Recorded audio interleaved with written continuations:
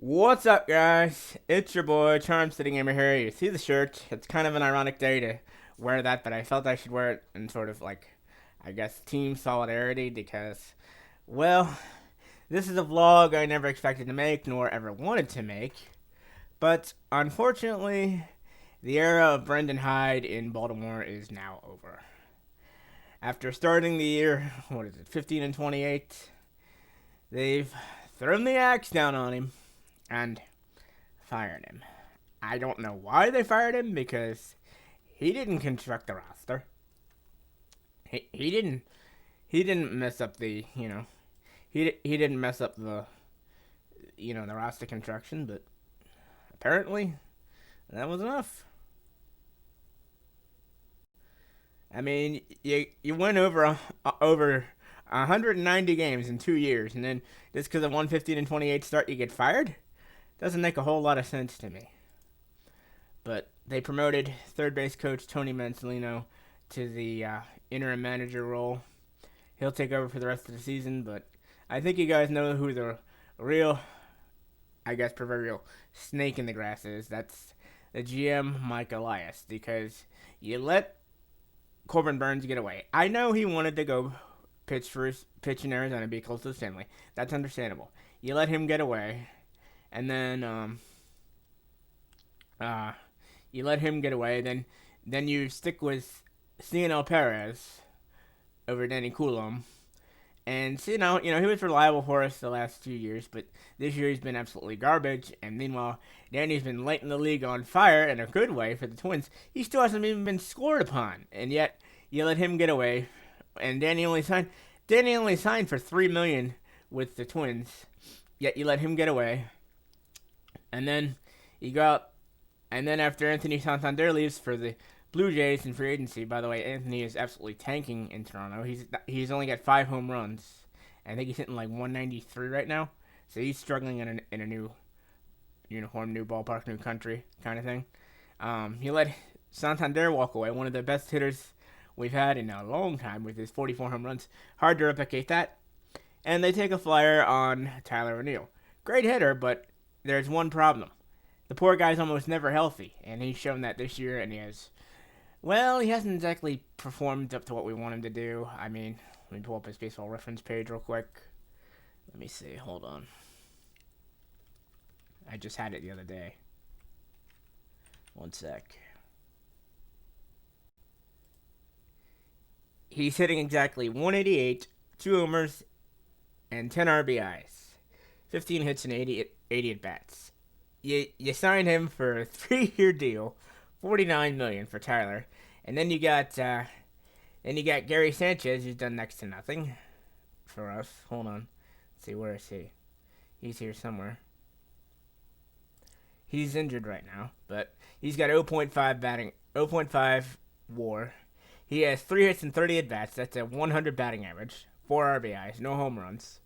You sign him for a 1-year deal, $8.5 million, and let's not even get into the whole Charlie Morton thing.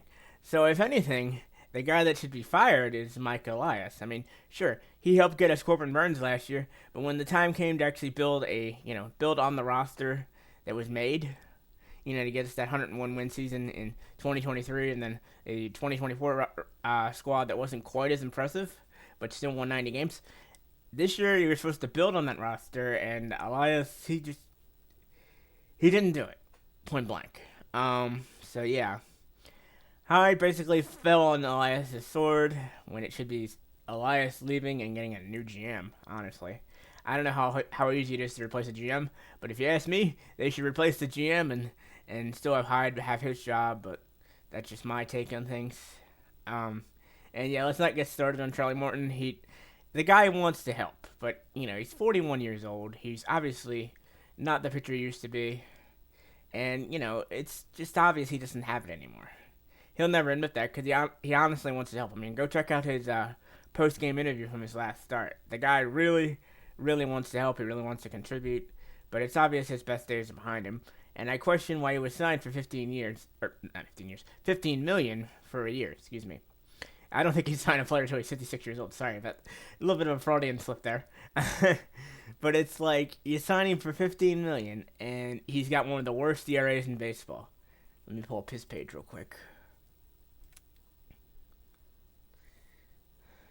You sign him for 15 million. He's got negative 1.2 WARs, 0-7, 8.35 ERA.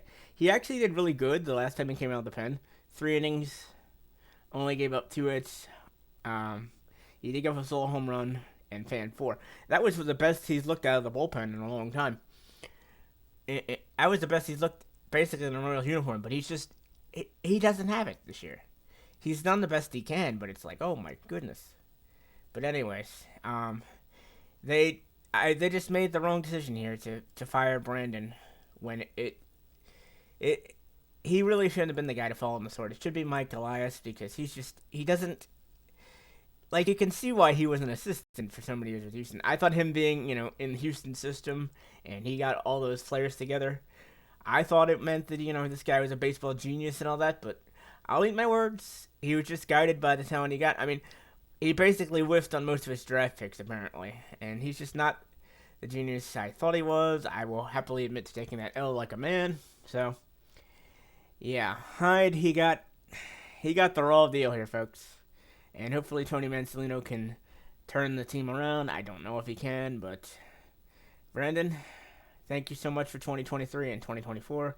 You won't soon be forgotten in Birdland. Thank you for guiding us through the rebuild. Like, even though you had to go through a couple 100-loss seasons, you helped the youngsters learn their way. Like, I don't think Adley would have become the player he is. I don't think Gunnar would have become the player he is now. So you really helped with our young player development, and I hope you find another job somewhere. You deserve it. You're a great skipper for us, and I really wish you the best, buddy. You didn't deserve the end fate you got. Trust me. If it was up to me, Elias would be out of here. We get a new GM, and you'd still be managing the ball club. But hopefully Tony Mansolino can turn the team around, and we can get out of the 15 and 28 thing. I mean, teams have started worse. And actually made the playoffs, so it's possible. It's not it's not likely, so to speak, but it's like, it's possible that we could turn this around, but it's not likely. I don't know if we want to look forward to 2026 yet. I mean, there's still a long way to go in 2025, but right now 15 and 28 doesn't look that great, but I wish Brendan was still around to see it. He deserves that after guiding the team to over 100 to almost 200 wins in 2 years.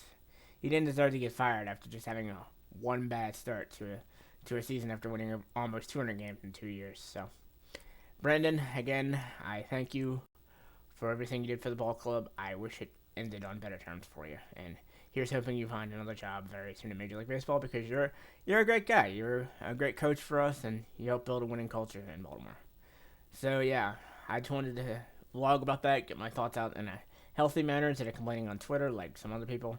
So, hope you enjoyed the video. If you liked it, be sure to like it, subscribe to us on YouTube at Charm City Gamer, and of course, follow me on Twitter, SpiderQueenAJ, if you guys have any questions about videos, things like that, requests. So nobody ever requests anything around here. So, anyways, till next time, it's your boy Charm City Gamer signing out. And once again, Brandon, thank you, and here's to us in Birdland.